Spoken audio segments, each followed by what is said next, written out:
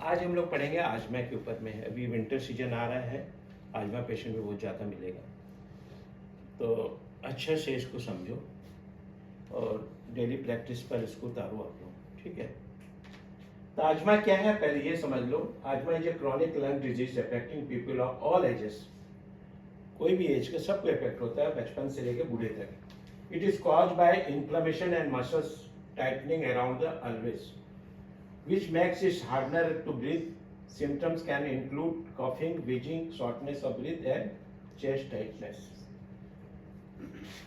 छाती में खिंचावपन, दबावपन बना हुआ रहता है, जिसके कारण वो होता है। इसलिए दूसरे पैथी में हम लोग डायरेक्टर देते हैं खिंचावपन को दूर करने के लिए। बट हम क्या कर सकते हैं? पहला होम्योपैथिक मेडिसिन का best choice of medicine is psorinum है। हमारे पास कौन आएगा पेशेंट जो सालों साल भटकते रहे, बहुत सारे दवाई खाएंगे, स्किन एलर्जी के साथ में रहता है, स्किन एलर्जी का दवाई खाते हैं, मलहम लगा के सप्रेस कर देते हैं, तो प्राय हमारे पास वही पेशेंट आएंगे। 10 साल 20 साल पुराना, तो हम पहले बात सोचने पर हमारे पास एक्यूट केस कोई आएगा नहीं है, तो भूल जाओ। जब क्रॉनिक आ रहा है तो हमको क्रॉनिक मेडिसिन सोचना पड़ेगा। पहले हमको सोचना है सोरिनम। सोरिनम में क्या क्या देखना है आपको, ये आपको देखना है। क्रॉनिक रिकरेंट अस्थमा बहुत सालों से है, लेकिन बार बार उसका हो जाता है। asthmatic attack that are worse in cold and damp weather। उसकी asthma cold and damp weather में बढ़ जाता है। Aggravation during change of season, particularly in winter। समझा? Aggravation during change of season, particularly in winter, the patient experiences significant dyspnea with worsen at night and during day, early morning। सवेरे में होता है बहुत ज्यादा तकलीफ और रात को होगा, तो हम जनरली सवेरे मॉर्निंग कफ हो रहा है तो हिपर सल्फर पर चले जाते हैं, लेकिन इसकी एक्यूरेट और क्रॉनिकनेस को समझना है। उसके साथ क्या रहेगा सोरिनम के साथ में? Weakness and debility. Psorinum is suited to person though weak and emaciated and anaemic. कैसा रहेगा? वीक रहेगा, पतला दुबला रहेगा, एनिमेटिक रहेगा। That is Psorinum. Asthma often occupies general exhaustion and dyspnoea. थोड़ा सा भी काम और मेहनत करने से उसकी श्वास की तकलीफ होता है। The patient is frequently feels cold and is overly sensitive to draft or even mild। थोड़ी सी भी ठंडी से उसको बहुत ज्यादा तकलीफ पड़ती है, ठीक है। स्किन कनेक्शन कैसा है सोरिनम का? ये जरूरी है, सोरिनम के साथ स्किन कनेक्शन होना बहुत जरूरी है। हिस्ट्री ऑफ सप्रेस्ड एक्जिमा, ठीक है। सोरियासिस और अदर स्किन इरप्शन में point to the Psorinum. Psorinum का की सिम्टम है, देखो छोटे बचपन में क्या होता है, बच्चों में जनरली एट्रोपिक एक्जिमा एलर्जी से पैदा होता है। जनरली देखोगे बहुत से बच्चे उससे सफर करते रहते हैं, उसकी सर्दी बार बार लग जाता है, खांसी चल रहता है, तब आपको ये याद करना चाहिए, ठीक है।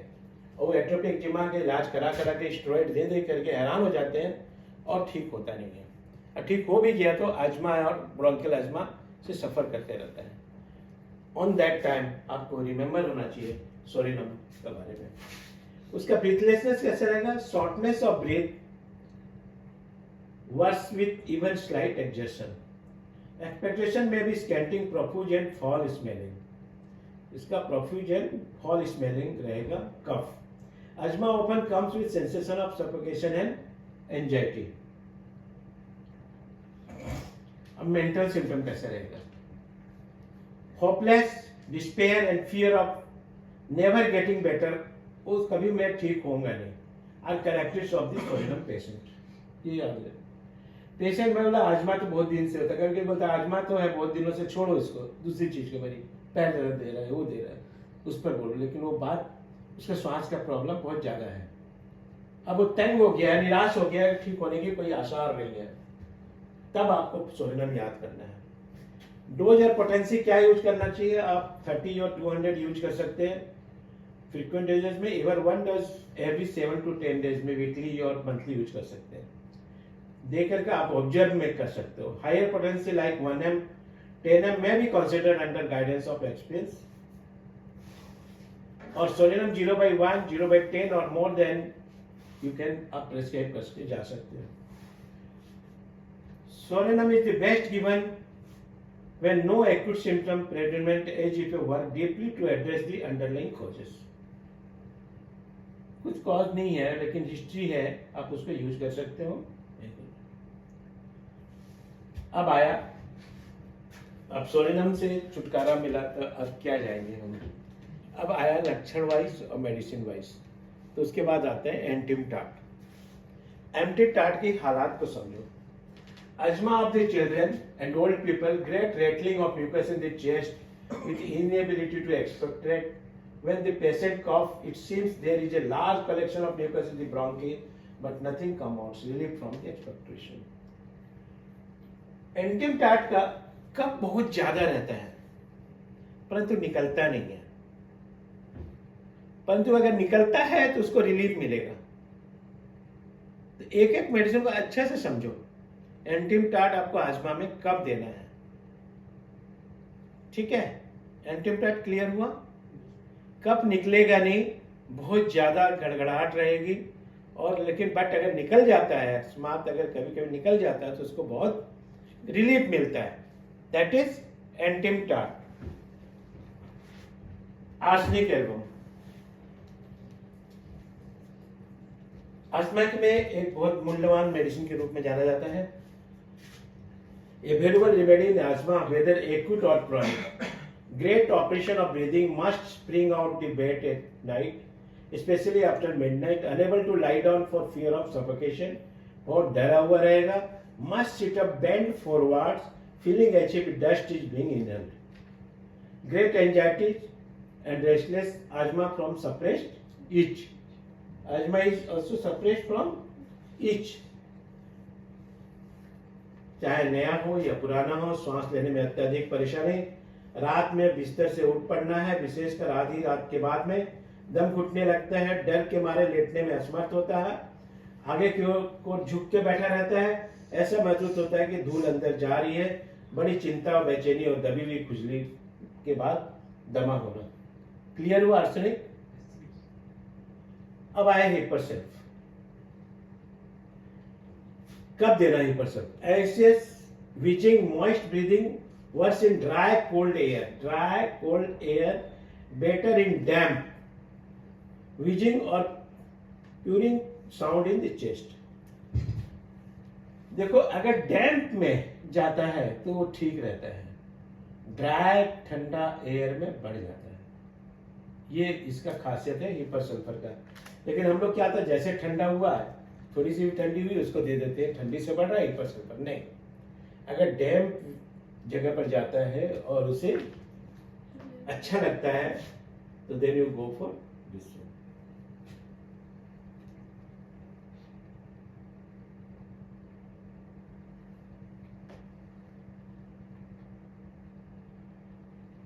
देन आता है एपिकाक। एपिकाक आजमा में कब देना है आपको? Spasmodic from asthma with violent contraction of the throat and chest. छाती और गले में, थ्रॉट में बहुत ज्यादा संकुचन मालूम पड़ना, रेटलिंग और विजिंग साउंड आना और कुछ निकलना नहीं। हिपरसल्फर में, सॉरी, एपिकाक में कुछ निकलता नहीं है। Start person of lakhs fibre, either adult और छोटा बच्चा हो चाहे बड़ा हो, अगर कुछ भी नहीं निकलता है then you think the Ipecac. इसके साथ नौसिया भी रह सकता है। अब रहा Kali bichrome. Expectation of cough, tenacious mucus, asthma works from the 3 to 4 o'clock in the morning. Asthma with liable to return in the winter, in the summer, or in summer when chilly. Compelled to sit up and bend, order to breathe, sit bent forwards with relief from the expectation of stinging mucus. सामने अगर bend होके बैठता है तो उसको relief मिलता है, ठीक है। काली ग्रुप का जितने भी हैं सवेरे 3 से 4 बजे बढ़ जाना, इसका मेन सिम्टम आप यही है।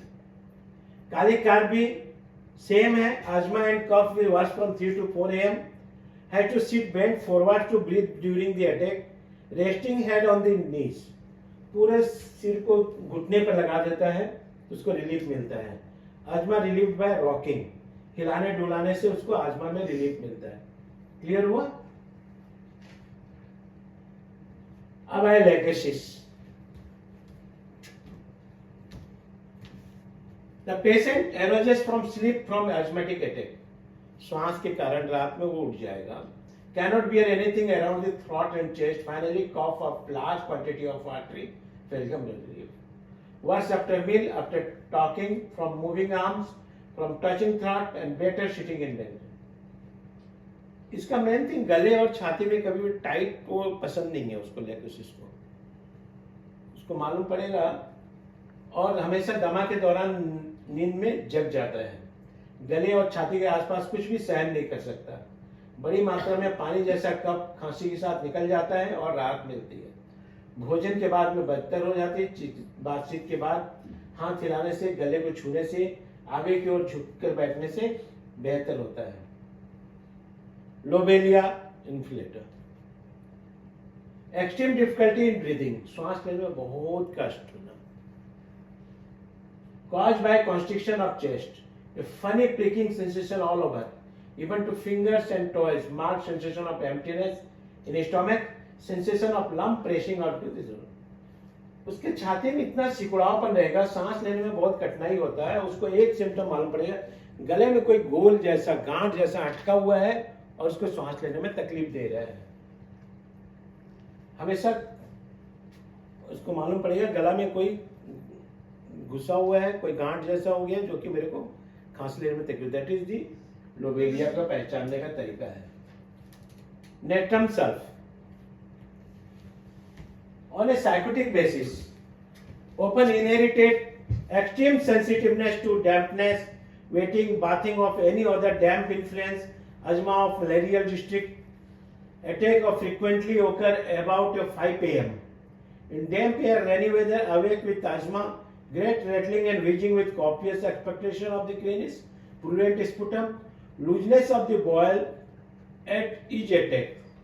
This last one is the clinical symptom of the important asthma developing from general bronchial spectra. ये साइकोसिस के आधार पर अक्सर लगता है कि विरासत में मिला हुआ है, जेनेटिक है। नमी और गीलापन, स्नान या किसी अन्य नमी जगह के प्रभाव पर अधिक संवेदन। मलेरिया वाले एरिया में अगर श्वास प्रॉब्लम हो रहा है, जहां पर बार बार मलेरिया होता है, जंगल झाड़ एरिया में अगर वहां पर मलेरिया के अत्यधिक है, वहां पर अगर अजमा पेशेंट पाया गया तो उसके लिए नेट्रम सल्फ आपको जाना है। और जितना बार अटैक आएगा उसके बाद वो डायरिया डिसेंट्री में के लिए चला जाता है। स्पॉन्जिया, अजमा वर्स आफ्टर स्लीप और sleeps into an aggravation, suffocation, attack of breathing without any mucus rattling, respiration loud and wheezing, whistling and swaying anxious. Worse at full length. पूर्णिमा के दिन में जो अटैक आते हैं श्वास का, अजमा का प्रॉब्लम, दैट इज स्पॉन्जिया। और हमेशा गला में उसका खांसी हमेशा आरी जैसा, लकड़ी को आरी से काटने से जैसा आवाज आता है वैसा उसका आवाज आते रहेगा। ठीक है। थूजा, अजमा में थूजा कब देना है? Asthma on sycotic basis after checked gonorrhoea, worse at night, little cough but sensation as if something were drawn fast in the left lower limbs. Asthma of sycotic. Video आपको कैसा लगा हमें like करें, comment करें, share करें, subscribe करना ना भूलें। धन्यवाद। We are providing 6 months practical clinical training for BHMS graduates, and that will actually help you to become a good practitioner. So you're welcome to join. Thank you.